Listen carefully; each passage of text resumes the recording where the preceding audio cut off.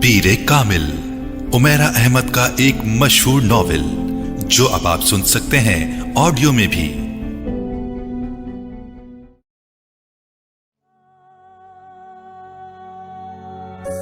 मेरी जिंदगी की सबसे बड़ी ख्वाहिश, बॉल पॉइंट होठों में दबाए वो सोच में पड़ गई।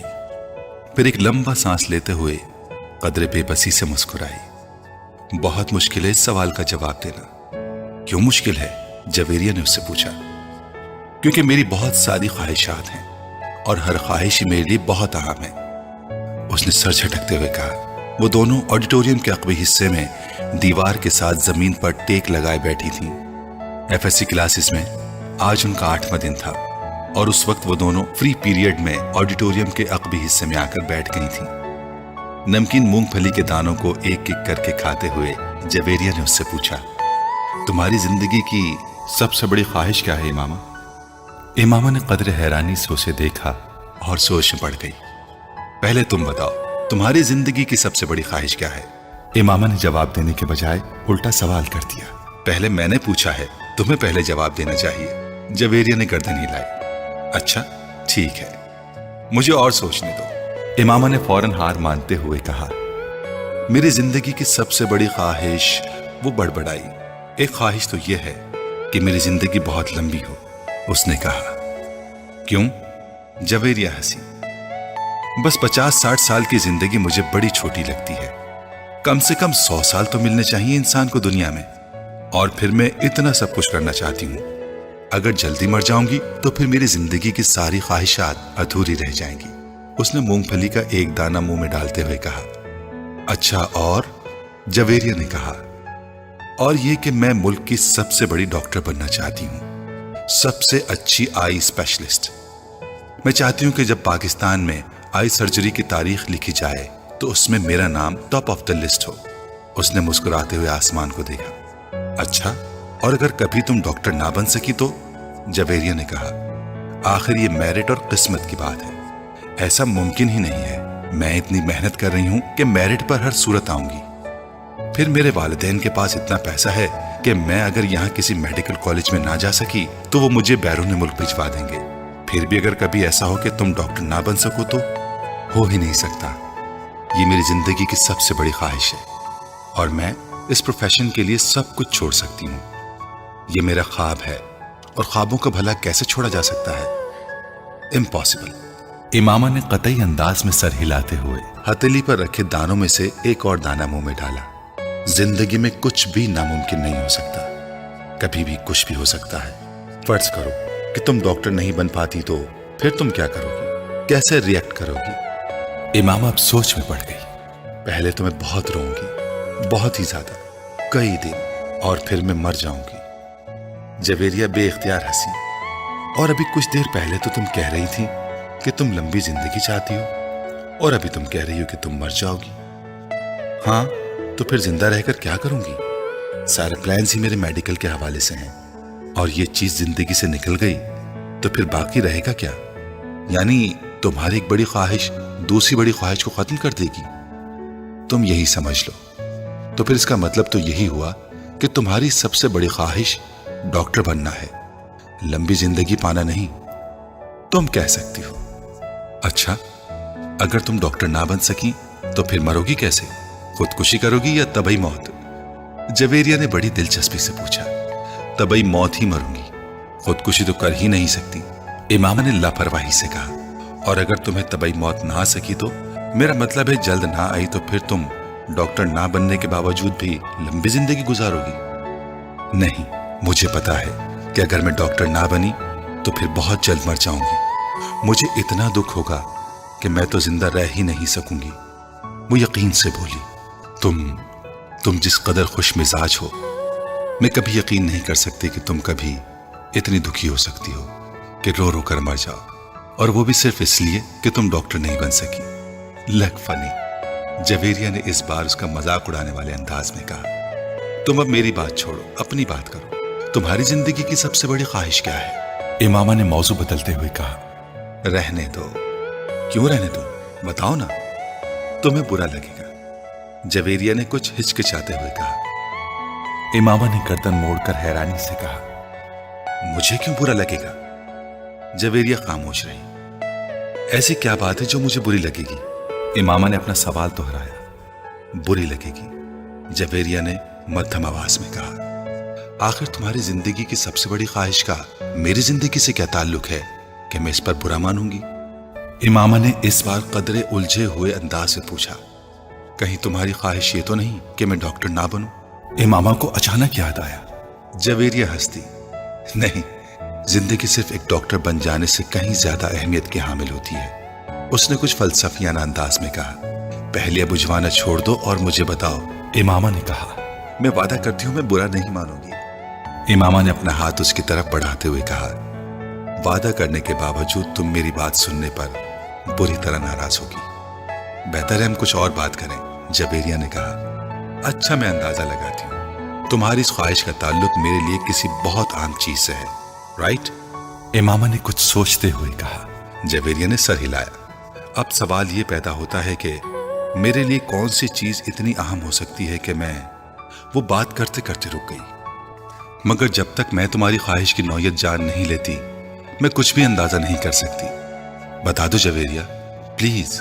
اب تو مجھے بہت ہی زیادہ تجسس ہو رہا ہے، اس نے منت کی۔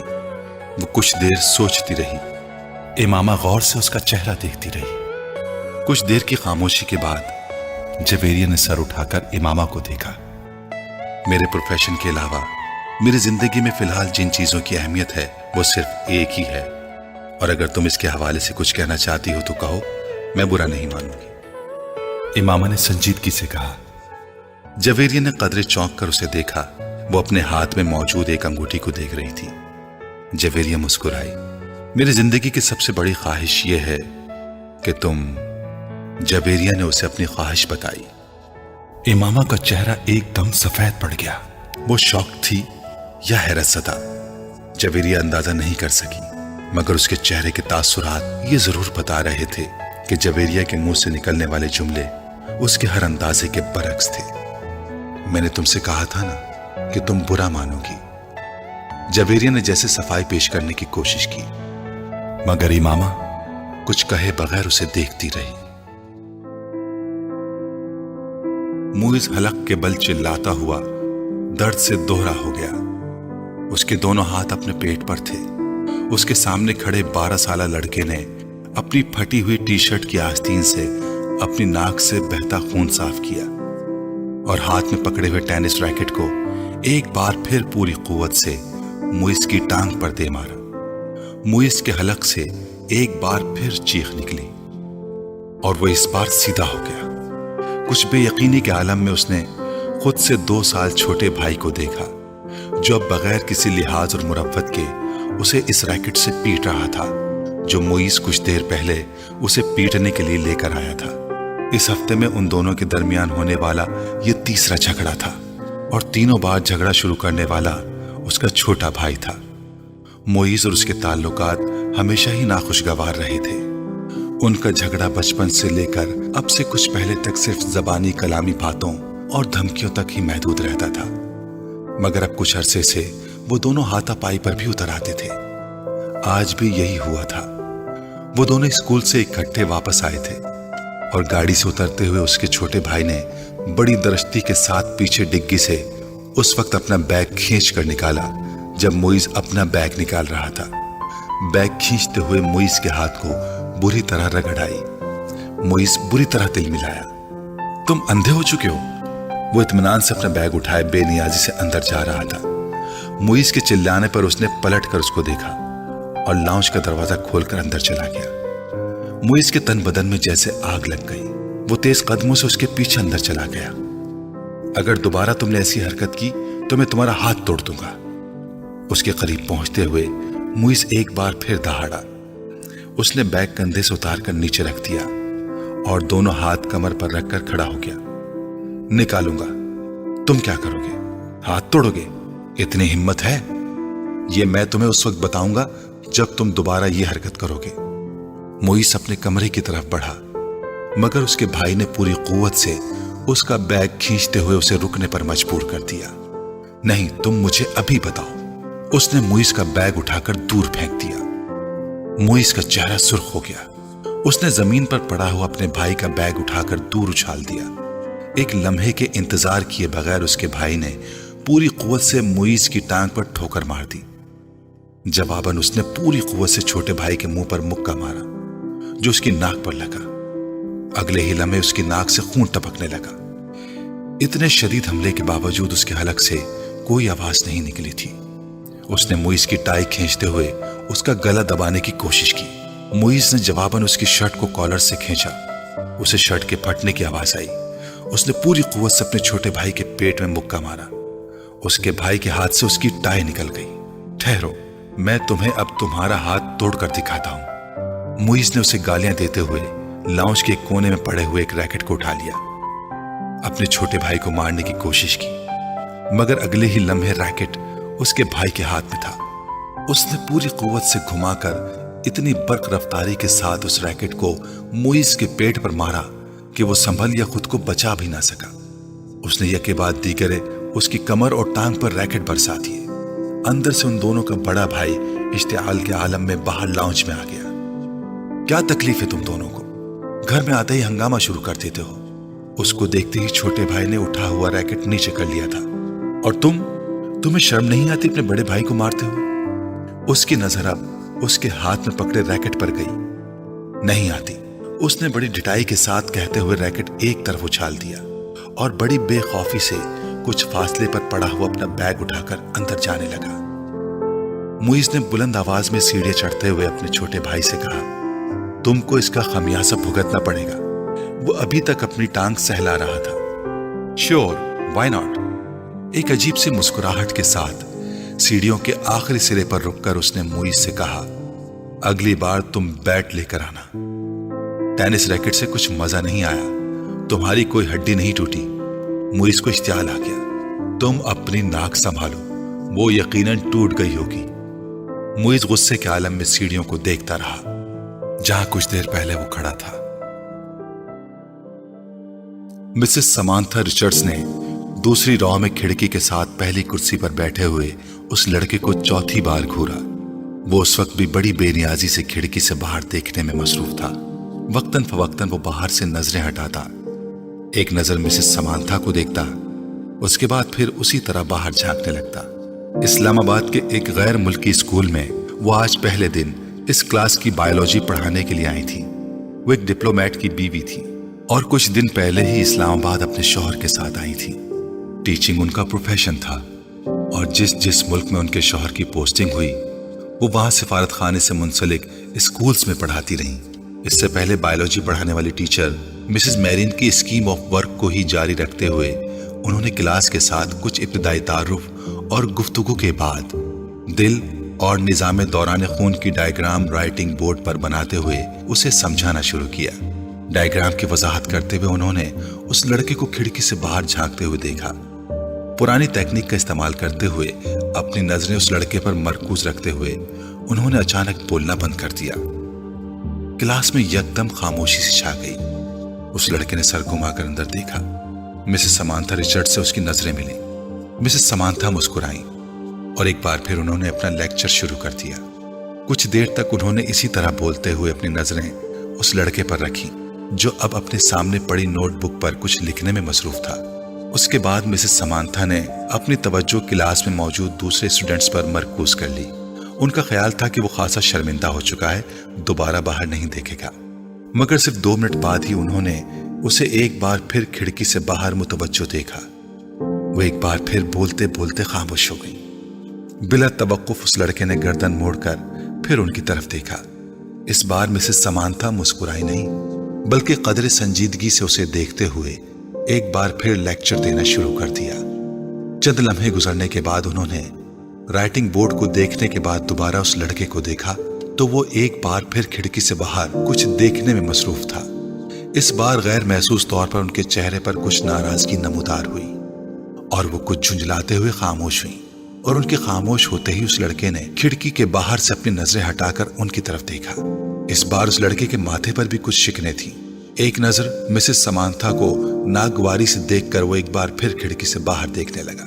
اس کا اندازہ اس قدر توہین آمیز تھا کہ مسز سمانتھا رچرڈز کا چہرہ سرخ ہو گیا۔ سالار، تم کیا دیکھ رہے ہو؟ उन्होंने सख्ती से पूछा। नथिंग, ये एक लफ्जी जवाब आया। वो अब चुपती हुई नजरों से उन्हें देख रहा था। तुम्हें पता है मैं क्या पढ़ा रही हूं? होप सो, उसने इतने रूड अंदाज में कहा कि समांथा रिचर्ड्स ने एकदम हाथ में पकड़ा हुआ मार्कर कैप से बंद करके टेबल पर फेंक दिया। ये बात है तो फिर यहाँ आओ और ये डायग्राम बनाकर इसको लेबल करो, उन्होंने स्पंज के साथ राइटिंग बोर्ड को साफ करते हुए कहा। यके बाद दीगर लड़के के चेहरे पर कई रंग आए। उन्होंने क्लास में बैठे हुए स्टूडेंट्स को आपस में नजरों का तबादला करते हुए देखा। वो लड़का अब सर्द नजरों के साथ समांथा रिचर्ड्स को देख रहा था। जैसे ही उन्होंने राइटिंग बोर्ड से आखिरी निशान साफ किया, वो अपनी कुर्सी से एक झटके के साथ उठा। तेज कदमों के साथ उसने टेबल पर पड़ा हुआ मार्कर उठाया और बर्क रफ्तारी के साथ राइटिंग बोर्ड पर डायग्राम बनाने लगा। पूरे 2 मिनट 57 सेकंड्स के बाद उसने मार्कर पर कैप लगाकर उसे मेज पर उसी अंदाज में उछाला जिस अंदाज में समांथा रिचर्ड्स ने उछाला था, और समांथा की तरफ देखे बगैर अपनी कुर्सी पर आकर बैठ गया। मिसेस रिचर्ड ने उसे मारकर उछालते या अपनी कुर्सी की तरफ जाते नहीं देखा। वो बेयकीनी के आलम में राइटिंग बोर्ड पर 3 मिनट से भी कम अरसे में बनाए जाने वाली इस लेबल्ड डायग्राम को देख रही थी, जिसे बनाने में उन्होंने 10 मिनट लिए थे, और वो उनकी डायग्राम से ज्यादा अच्छी थी। वो कहीं भी मामूली सी गलती भी नहीं ढूंढ सकी। कुछ खफीफ सी होते हुए उन्होंने गर्दन मोड़कर एक बार फिर उस लड़के को देखा। वो फिर खिड़की से बाहर देख रहा था। वसीम ने तीसरी बार दरवाजे पर दस्तक दी। इस बार अंदर से इमामा की आवाज आई। कौन है? इमामा, मैं हूं, दरवाजा खोलो, वसीम ने दरवाजे से अपना हाथ हटाते हुए कहा। अंदर खामोशी छा गई। कुछ देर बाद दरवाजे का लॉक खुलने की आवाज सुनाई थी। वसीम ने दरवाजे के हैंडल को घुमाकर दरवाजा खोल दिया। इमामा उसकी जानिब पुश्त किए अपने बेड की तरफ बढ़ी। तुम्हें इस वक्त क्या काम आन पड़ा है मुझसे? आखिर तुमने इतनी जल्दी दरवाजा क्यों बंद कर लिया था? अभी तो 10 बजे हैं, वसीम कमरे में दाखिल होते हुए बोला। बस नींद आ रही थी मुझे। वो बेड पर बैठ गई। वसीम उसका चेहरा देखकर चौंक गया। तुम रो रही थी? बेख्तियार उसके मुंह से निकला। इमामा की आंखें सुर्ख और सूजी हुई थी और वो उससे नजरें चुराने की कोशिश कर रही थी। नहीं, रो नहीं रही थी, बस सर में कुछ दर्द हो रहा था। इमामा ने मुस्कुराने की कोशिश की। वसीम ने उसके पास बैठते हुए उसका हाथ पकड़कर टेम्परेचर चेक करने की कोशिश की। कहीं बुखार तो नहीं है? उसने कुछ तशवीश भरे अंदाज में कहा और फिर हाथ छोड़ दिया। बुखार तो नहीं है, तो फिर तुम कोई टैबलेट ले लेती। मैं ले चुकी हूं। अच्छा, तुम सो जाओ, मैं बातें करने आया था, मगर अब इस हालत में क्या बातें करूंगा तुमसे? वसीम ने कदम बाहर की तरफ बढ़ाते हुए कहा। इमामा ने उसे रोकने की कोशिश नहीं की। वो खुद भी उठकर उसके पीछे गई और वसीम के बाहर निकलते ही उसने दरवाजे को फिर लॉक कर लिया। बेड पर औंधे मुंह लेटकर उसने तकिए में मुंह छुपा लिया। वो एक बार फिर हिचकियों के साथ रो रही थी। 13 साल का वो लड़का उस वक्त टीवी पर म्यूजिक शो देखने में मसरूफ था जब तैयबा ने अंदर झांका। बेयकीनी से उन्होंने अपने बेटे को देखा और फिर कुछ नाराजगी के आलम में अंदर चली गई। ये क्या हो रहा है? उन्होंने अंदर आते ही कहा। टीवी देख रहा हूं। उसने टीवी से नजरें नहीं हटाई। टीवी देख रहा हूं? फॉर गॉड सेक, तुम्हें एहसास है कि तुम्हारे पेपर्स हो रहे हैं? तैयबा ने उसके सामने आते हुए कहा। So what? उस लड़के ने इस बार कुछ खफगी से कहा। So what? तुम्हें इस वक्त अपने कमरे में किताबों के दरमियान होना चाहिए, ना कि यहां इस बेहुदा शो के सामने, तैयबा ने डांटा। मुझे जितना पढ़ना था मैं पढ़ चुका हूं, आप सामने से हट जाएं। उसके लहजे में नागवारी थी। फिर भी उठो और अंदर जाकर पढ़ो, तैयबा ने इस तरह खड़े खड़े उससे कहा। ना मैं यहां से उठूंगा ना अंदर जाकर पढ़ूंगा। मेरी स्टडीज और पेपर्स मेरा मसला है, आपका नहीं। अगर तुम्हें इतनी परवाह होती स्टडीज की तो इस वक्त तुम यहां बैठे होते। स्टेप असाइड, उसने तैयबा के जुमले को नजरअंदाज करते हुए बड़ी बदतमीजी के साथ साथ हाथ के इशारे से कहा। आज तुम्हारे पापा आ जाए तो मैं उनसे बात करती हूं। तैयबा ने उसे धमकाने की कोशिश की।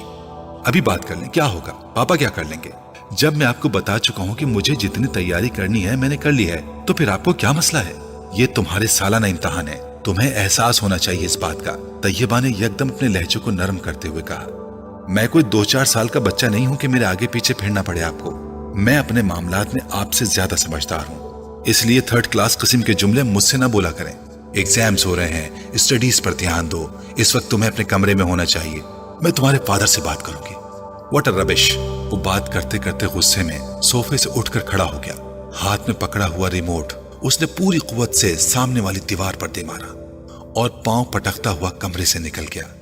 तैयबा कुछ बेबसी और खिफ्फत के आलम में उसे कमरे से बाहर निकलता हुआ देखती रही। फ्लोमिना फ्रांस ने अपने हाथ में पकड़े हुए पैकेट मेज पर रखते हुए एक नजर हॉल में दौड़ाई। पेपर शुरू होने में भी 10 मिनट बाकी थे और हॉल में मौजूद स्टूडेंट्स किताबें, नोट्स और नोटबुक्स पकड़े तेजी से सफे आगे पीछे करते उन पर आखिरी नजर डाल रहे थे।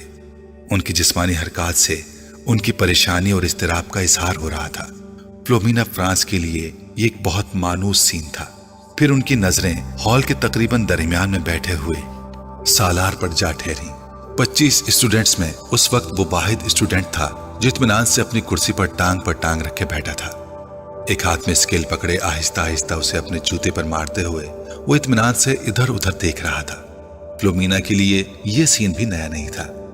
अपने 7 साल कैरियर में उन्होंने पेपर्स के दौरान सालार को इसी बेफिक्री और लापरवाही का मुजाहरा करते पाया था। 9:02 पर उन्होंने सालार के पास से गुजरते हुए MCQs पर मबनी ऑब्जेक्टिव पेपर थमा दिया। 30 मिनट के बाद उसे वो पेपर उनसे लेना था। 9:10 पर उन्होंने सालार को अपनी कुर्सी से खड़ा होते देखा। उसके खड़े होते ही हॉल में उसके पीछे मौजूद तमाम स्टूडेंट्स ने सर उठाकर उसे देखा। वो पेपर हाथ में लिए फ्लोमिना फ्रांस की तरफ जा रहा था। फ्लोमिना फ्रांस के लिए यह भी नया सीन नहीं था। वो पहले भी यही कुछ देखती आई थी। 30 मिनट में हल किया जाने वाला पेपर वो 8 मिनट में हल करके उनके सर पर खड़ा था। पेपर को दोबारा देख लो, उन्होंने ये जुमला उससे नहीं कहा। वो जानती थी कि इसका जवाब क्या होगा। मैं देख चुका हूं। और अगर उसे एक बार फिर पेपर देखने पर मजबूर करती तो वो हमेशा की तरह पेपर्स ले जाकर अपनी कुर्सी के हत्थे पर रखकर बाजू सीने पर लपेटकर बैठ जाता। उन्हें याद नहीं था कि कभी उसने उनके कहने पर पेपर को दोबारा चेक किया हो, और वो ये तस्लीम करती थी कि उसे इसकी जरूरत भी नहीं थी। उसके पेपर में किसी एक भी गलती को ढूंढना बहुत मुश्किल काम था। उन्होंने एक हल्की सी मुस्कुराहट के साथ उसके हाथ से पेपर पकड़ लिया। तुम जानते हो सालार, मेरी जिंदगी की सबसे बड़ी तमन्ना क्या है?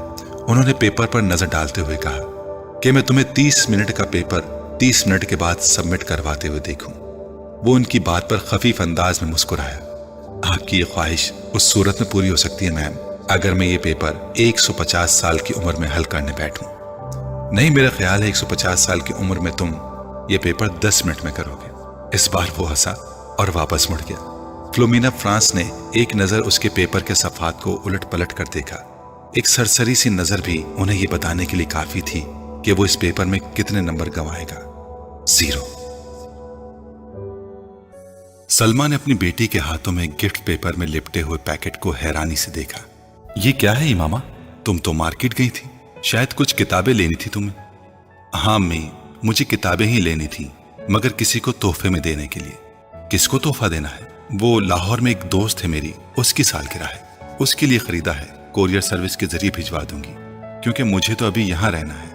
लाओ फिर मुझे दो ये पैकेट, मैं वसीम को दूंगी, वो भिजवा देगा। नहीं अम्मी, मैं अभी नहीं भिजवाऊंगी, अभी उसकी सालगिरह की तारीख नहीं आई। सलमा को लगा जैसे वो यकदम घबरा गई हो। उन्हें हैरानी हुई, क्या ये घबराने वाली बात थी? 3 साल पहले इमामा की वजह से उन्हें बहुत ज्यादा परेशानी का सामना करना पड़ा था, उन्हें और उनके शौहर हाशिम को। वो तब अपनी बेटी के बारे में बहुत फिक्रमंद थी और हाशिम उनसे ज्यादा। मगर पिछले 3 साल में सब कुछ ठीक हो गया था। वो दोनों अब उसकी तरफ से मुकम्मल तौर पर मुतमईन थे, खास तौर पर असजद से उसकी निस्बत तय करके। वो जानती थी कि इमामा असजद को पसंद करती है, और सिर्फ वही नहीं, असजद को कोई भी पसंद कर सकता था। वो हर लिहाज से एक अच्छा लड़का था। वो ये भी जानती थी कि असजद से निस्बत तय होने पर बहुत खुश हुई थी। असजद और उसके दरमियान पहले भी खासी दोस्ती और बेतकल्लुफी थी, मगर बाज दफा उन्हें लगता जैसे वो वक्त गुजरने के साथ साथ बहुत चुप होती जा रही है। वो पहले ऐसी नहीं थी, मगर अब वो स्कूल जाने वाली बच्ची भी तो नहीं रही, मेडिकल कॉलेज की स्टूडेंट है। फिर वक्त भी कहाँ होता है उसके पास। सलमा हमेशा खुद को तसल्ली दे लेती। वो उनकी सबसे छोटी बेटी थी। बड़ी दोनों बेटियों की वो शादी कर चुकी थी, एक बेटे की भी शादी कर चुकी थी, जबकि 2 बेटे और इमामा गैर शादीशुदा थे।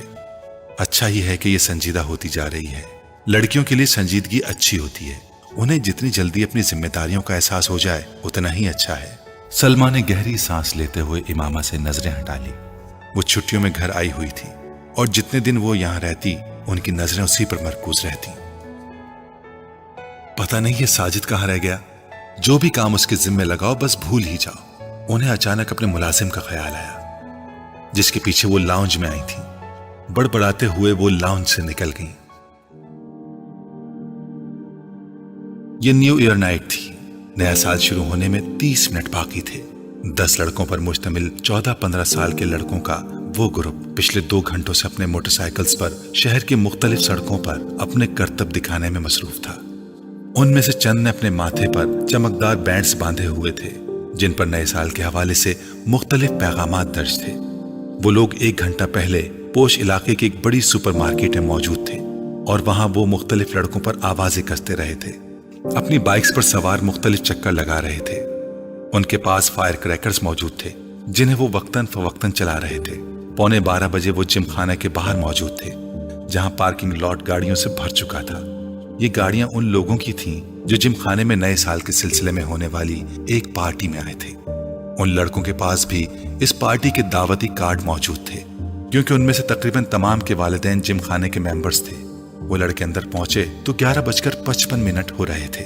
چند منٹوں بعد ڈانس فلور سمیت تمام جگہوں کی لائٹس آف ہو جاتی تھیں اور اس کے بعد باہر لان میں آتش بازی کے ایک مظاہرے کے ساتھ نیا سال شروع ہونے پر لائٹس آن ہونا تھی. اس کے بعد تقریباً تمام رات وہاں رقص کے ساتھ ساتھ شراب پی جاتی جس کا اہتمام نئے سال کی اس تقریب کے لیے جم خانہ کی انتظامیہ خاص طور پر کرتی تھی. لائٹس آف ہوتے ہی وہاں ایک طوفان بدتمیزی کا آغاز ہو جاتا تھا اور وہاں موجود لوگ اسی طوفان بدتمیزی کے لیے وہاں آتے تھے. 15 سالہ وہ لڑکا بھی 10 لڑکوں کے اس گروپ کے ساتھ آنے کے بعد اس وقت ڈانس فلور پر راک بیٹ پر ڈانس کر رہا تھا. ڈانس میں اس کی مہارت قابل دید تھی. 12 بجنے میں 10 سیکنڈ رہ جانے پر لائٹس آف ہو گئیں اور ٹھیک 12 بجے لائٹس یکدم دوبارہ آن کر دی گئی. اندھیرے کے بعد سیکنڈز گننے والوں کی آوازیں اب شور اور خوشی کے قہقہوں اور چیخوں میں بدل گئی تھیں. چند سیکنڈز پہلے تھم جانے والا میوزک ایک بار پھر بجایا جانے لگا.